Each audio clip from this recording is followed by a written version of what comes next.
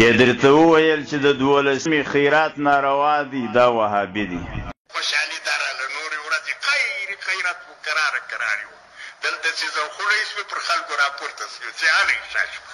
کې درته وویل چې د اختر په ورځ روغبړ بدعت و ناروا دي دا وهابي دي.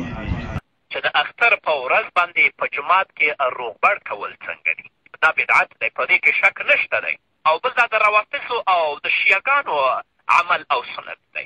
کې درته وویل چې خورده مه را اخله دا وهابي دي. یا د هغه ځای نه خاوره او مالګه راوړل هغه د خوردې په شکل باندې څکل او خوړل دا د اسلام په مقدس دین کې ناروا عمل دی. کې درته وویل د چا لاس مه ورمچوه دا وهابي دي. نو د مخ کته کول د ستړي مشي او د لاسو ښکلولو په وخت کې د حرام کار دی. کې درته وویل چې زیارت ته مه ورځه دا وهابي دي. دا څو ورځې موږ په خپرونو کې په دې باندې غږیږو چې د خویندو تګ زیارت ته یا هدیرې ته دا جایز نه دی.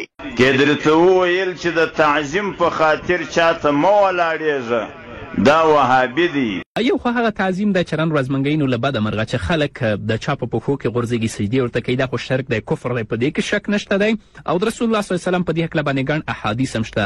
همدارنګه لاس په نامه به چاته هم نه درېږئ دا هم ګناه ده. کې درته وویل چې اسقاط مه ګرځوه په هدیره کې دا وهابي دي. لس کاله نبي علیه السلام په مدینه منوره کې مړي پټ کړو یوه ورځ یې اسقاط نصیب ملا صدیقه خوند کې تر واخه کې په وګرځوه بیا ملا صدیقه خوند ستړی شي بیا ملا عمره خوند ته ورکړه دا هېڅ نه ده پېښ شوی. کې درته وویل چې مړي ته دعا مه کوه ختم مه کوه یا د ختم دپاره ورځ مه معلوموه یا په مړي پسې 3مه ورځ و 4مه ورځ خیرات مه کوه دا ټوله د وهابیت علامې دي.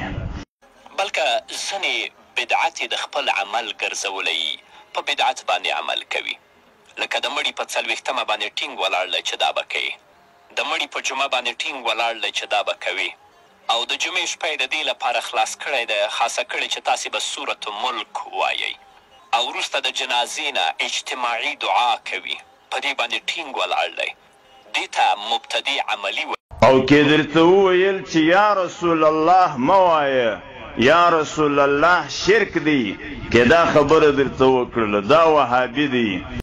او که څوک یا علي مدد وایي مطلب یې دا وي چې دا خو ما ته مدد نشي راکولی زما فریاد ته نشي رارسېدلی لکن د دې په واسطه زه د الله نه تعالی نه طلب د مدد کوم دا هم مرتکب د کبیره ګناه ګرځي ځکه په دې صورت کې باید خطاب الله تعالی ته وشي. نو دا د وهابیانو هغه ښکاره علامې دي دغسې څوک که ستاسې په قوم کې وي ستاسې په وطن کې وي نو ستاسې لمنځ په دغه چا پسې نه دی صحیح دا به د مسجدانو څه جوابوي د وطنه بې باسئ.